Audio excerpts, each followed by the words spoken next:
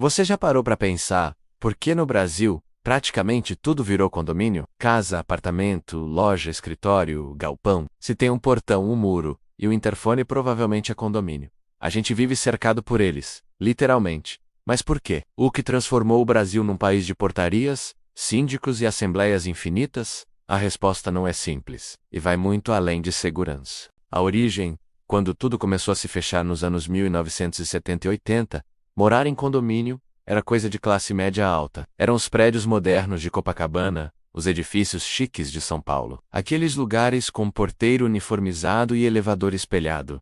O brasileiro comum morava em casa, rua aberta, vizinhança à vista, criança brincando na calçada. Mas aí veio a urbanização acelerada. Milhões de pessoas migraram do campo para a cidade em poucas décadas. São Paulo, Rio, Belo Horizonte, Porto Alegre.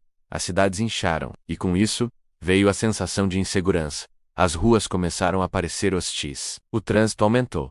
O barulho também. E a solução que o mercado imobiliário encontrou foi simples: fechar tudo. Condomínio virou sinônimo de proteção, de privacidade, de status e, principalmente, de previsibilidade. Dentro do condomínio, você sabe o que esperar. Fora dele, não. Segundo dados do IBGE entre 1988 e 2010, o número de domicílios em condomínios fechados no Brasil cresceu mais de 400%.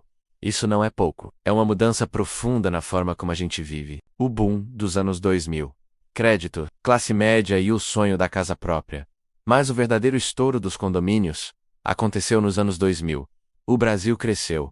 A classe média explodiu. O crédito imobiliário ficou mais acessível. E o Minha Casa Minha Vida entrou em cena com força total. De repente, milhões de brasileiros que nunca tinham sonhado com a casa própria estavam comprando apartamento. E adivinhem que formato? Condomínio. O programa Minha Casa Minha Vida, criado em 2009, entregou mais de 6 milhões de unidades habitacionais até 2022. A esmagadora maioria em formato de condomínio fechado. Prédios de apartamentos pequenos, muitas vezes em conjuntos gigantes, com dezenas de blocos. Tudo controlado. Por quê? Porque para as construtoras é mais barato. Você consegue erguer mais unidades no mesmo terreno, empilha, otimiza e ainda vende a ideia de segurança e lazer. Piscina, churrasqueira, salão de festas, mesmo que ninguém use do lado do comprador, também faz sentido. Apartamento em condomínio é mais acessível que casa. Tem infraestrutura compartilhada e, principalmente, tem a sensação de que você está protegido. Mas aí a gente pergunta: protegido de quê, exatamente? O paradoxo da segurança. Muros altos, medo maior. Tem um dado curioso. Pesquisas mostram que moradores de condomínios fechados, em média, têm mais medo de assalto do que quem mora em rua aberta. Parece contraditório, né? Você mora num lugar cercado, com câmeras, portaria 24 horas, e ainda assim, se sente mais inseguro. A explicação é psicológica. Quanto mais você se isola, mais o mundo lá fora parece ameaçador. O muro não protege só do perigo real. Ele cria a ilusão de que tudo fora dele é perigoso. O sociólogo Luiz Eduardo Soares já falou sobre isso. Ele chama de arquitetura do medo. A gente constrói barreiras físicas, mas na verdade está construindo barreiras sociais e emocionais. Condomínios criam bolhas. E dentro dessas bolhas, a gente perde contato com a cidade, com o vizinho, com a rua, mas o problema vai além da sensação. Existe um impacto real na vida urbana. Ruas cercadas por muros de condomínio ficam desertas. Sem movimento, sem olhos na rua, elas viram alvos ainda mais fáceis para a criminalidade. É o efeito contrário do que se esperava.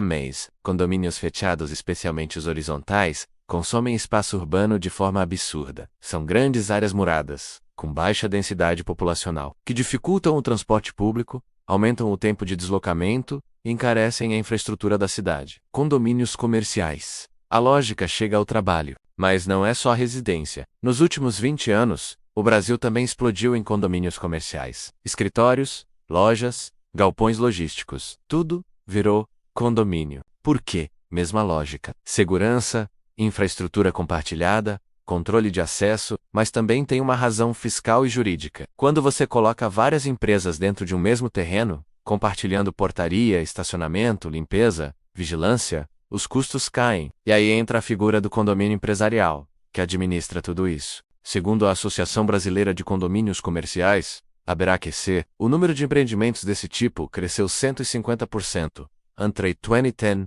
e 2020. São milhares de prédios de escritórios, shoppings de atacado, centros logísticos, parques industriais, sim, mas também cria outro problema, concentração. Esses condomínios geralmente ficam longe dos centros urbanos, em regiões afastadas, isso força o trabalhador a se deslocar ainda mais. E como não tem transporte público eficiente, todo mundo vai de carro. Resultado? Trânsito, poluição, estresse. O custo invisível, taxas, regras e burocracia sem fim. Morar ou trabalhar em condomínio parece prático, mas tem um lado que pouca gente contabiliza. O custo invisível, taxa de condomínio, todo mês. E não é pouca coisa. Em São Paulo, a média da taxa de condomínio de um apartamento de 2 quartos fica entre R$600 e R$1.200. Tem condomínio de luxo, onde a taxa passa de R$5.000 por mês, e isso é só o começo. Tem taxa extra para obra, rateio para pintura, fundo de reserva. E se o síndico for ruim ou o condomínio tiver má gestão, a conta só sobe. Fora a burocracia. Regras sobre horário de mudança. Proibição de petcore da cortina, tempo do verão, limite de barulho. Assembleias que duram horas para decidir se pode ou não pode churrasqueira na varanda. No fundo, condomínio é um microestado, com leis próprias, polícia própria, portaria e até política própria. Já viu eleição de síndico? É digno de série de TV. Tecnologia, o futuro do condomínio ou mais controle. Agora com a tecnologia, os condomínios estão ficando ainda mais sofisticados. Interfone por aplicativo, câmeras com reconhecimento facial, fechaduras digitais, entrega de encomenda em armários inteligentes, tudo conectado. Is convenient, e muitas vezes é, mas levanta outra questão. Até onde vai o controle? Existem condomínios que monitoram tudo, quem entra, quem sai, a que horas, com quem. Alguns já usam sistema de câmeras com inteligência artificial para prever comportamentos suspeitos. E aí a gente entra num território complicado. Privacidade, vigilância, até onde isso é segurança, e quando vira opressão? E tem outro movimento acontecendo, como o home office. Muita gente percebeu que não precisa morar no centrão. Daí veio o boom dos condomínios em cidades menores, no interior, na praia, lugares onde antes não tinha. E aí essas cidades que eram abertas, tranquilas, de repente também começam a se fechar. Condomínio aqui, condomínio ali. O Brasil inteiro virando um grande condomínio. O impacto urbano. Cidades que morrem por dentro. Urbanistas têm um termo para isso. Morte urbana. Quando você fecha quarteirões inteiros em muros, você mata a vida de rua. Não tem mais comércio de esquina. Não tem mais vizinho passando. Não tem mais criança brincando na calçada. A rua vira um não lugar, um espaço de passagem. E cidades precisam de vida nas ruas para funcionar. Jane Jacobs, uma das maiores pensadoras urbanas do século XX, já dizia: olhos na rua criam segurança, não muros. Quanto mais gente nas ruas, mais segura elas são. Condomínios fazem o oposto. Eles esvaziam as ruas, e quando a rua morre, o comércio local morre também. Por quê? Porque ninguém mais passa por ali. Todo mundo tá dentro do condomínio. E aí, em vez de padaria de esquina, mercadinho do bairro, você tem que ir de carro até o supermercado, ou pedir delivery. A cidade perde identidade. Vira um amontoado de ilhas isoladas. Comparação internacional. O Brasil é exceção? Mas será que isso é só no Brasil? Não. Condomínios fechados existem no mundo todo. Nos Estados Unidos são chamados de gated communities.